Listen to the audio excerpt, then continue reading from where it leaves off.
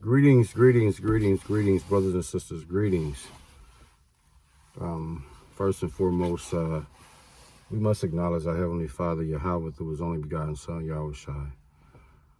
For allowing this word to come out, I hope you sincere brothers and sisters are truly edified by today's word. Listen up, man. Today is so-called Tuesday, so-called December 30th. And let me tell you something, brothers and sisters.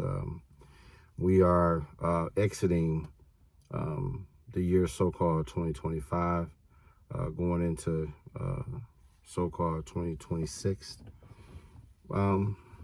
Brothers and sisters, let's just really cherish every moment that we have. Let's start to cherish every moment that we have, man. Let's really start to put our exit plan together.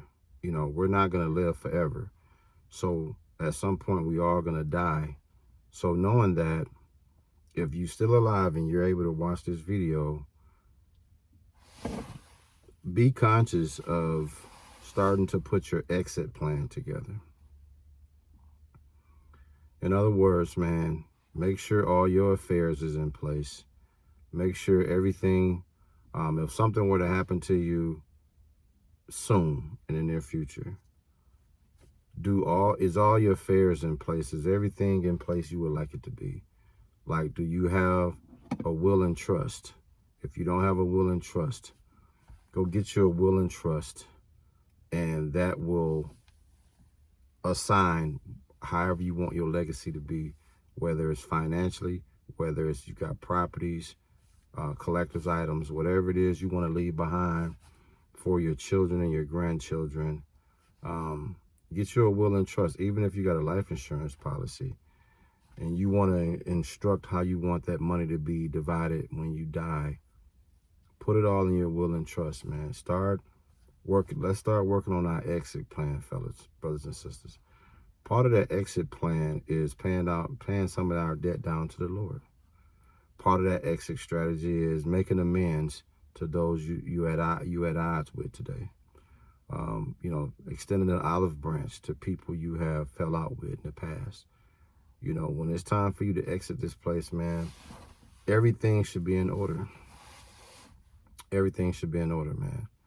And what I wanted to speak about and teach about, man, honestly, I just want to share a few minutes, man, and talk about the book of Genesis, Adam and Eve, you know, what happened in the Garden of Eden. You guys know the story, but there's something about this story that's playing out today that a lot of people not paying attention to. You know, the Lord gave man a helpmeet, which is a woman, and them together, according to Genesis 2:18, you know, and a man and a woman being a man's helpmeet, that was a beautiful thing because that was symbolic to teamwork. Okay, it's not good for a man to be alone. Paul have already told you that in 2 Corinthians, I want to say 2 Corinthians chapter 7 or 1 Corinthians chapter 7. I know it's in Corinthians, man. I want to say 1 Corinthians chapter 7 verses 1 through 8 or 1 through 10 or something. He kind of give you guys a breakdown of this husband and wife thing, man. Marriage is a big thing today. Marriage is very important, brothers and sisters, and understand, man, a lot of marriages are struggling today based off what happened in the garden. Adam and Eve was supposed to be a team. Adam and Eve was supposed to set forth the precedence of what we should model after, how we should conduct ourselves as a married couple. There's so many marriages are going into shambles. There's so much disastrous things is happening with marriages today, man. And like I said, even when it comes to your exit strategy, even your marriage, making sure your marriage affairs is in order, making sure everything is in order, man. But when you look at what happened with Adam and Eve, this is what a lot of people don't talk about. The Lord specifically in Genesis 2:8 he spoke about the tree that he gave us all for the eyes and for to eat. And in the midst of that garden, he told us about the tree of life, and then he also told us about another tree of the knowledge of good and evil. And the knowledge of the tree of good and evil, we were not to deal with that tree under no circumstance. And for whatever reason, the serpent deceived Eve into believing that you could eat from that tree. And she convinced Adam to eat from that same tree. And they knew better. Adam knew better, but it wasn't about Adam initially. It was about Eve.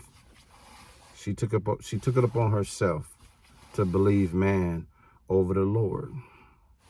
And that's why today, the women with that rebellious spirit, man, is why marriages have clashed today. A lot of marriages have clashed today because women have this matriarch spirit that they feel will overtake the patriarch. The Lord set forth the order. Man is the head. But as you see with Adam and Eve, what happened? Eve wanted to be the head.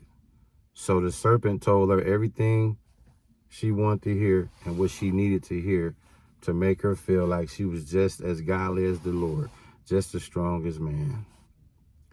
She believed it, she followed through, and she made an ass out of herself, made an ass out of Adam, and that, and what you see today with couples and relationships, is the end result of that. That's why it says in Genesis 3:16, the woman cursed for that is pain through childbearing, and also you going through your husband for your desires. See, she went through her own desire when she was deceived by the serpent. So the Lord said, okay, now moving forward, whatever you desire, run that through your husband. Let him sign off on that. And at the same time, he shall rule over you. Right. Submission. Yield. You don't have a say. You did have a say, but now the husband is going to dictate how this go. And it don't say bully the wife. It says rule over her. In other words, you put the proper plan together. You put the proper leadership together. You being the leader. It don't say be harsh to your wife. Don't say be mean to her. It say rule over her. Ruling over her is simply overseeing everything. Whatever she's trying to do or whatever idea she got, at the end of the day, it's going to go through him. He has the final say. She don't. And women today ain't trying to hear that. They're not.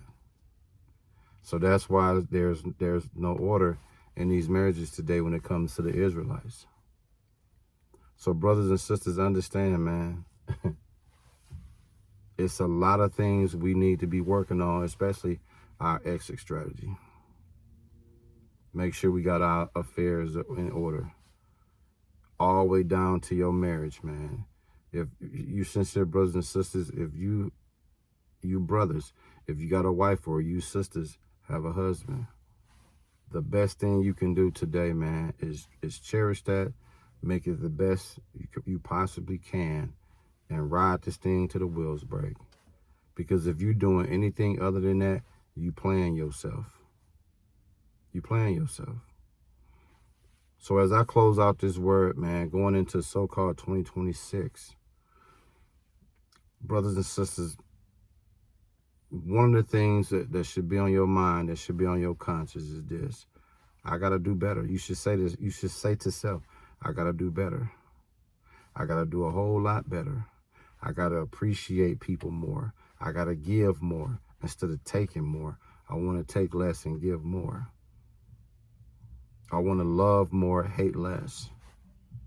All of these things, brothers and sisters, is things we should be conscious of. That's all I got for you, man. I hope you sincere. Brothers and sisters are truly, truly edified by this word.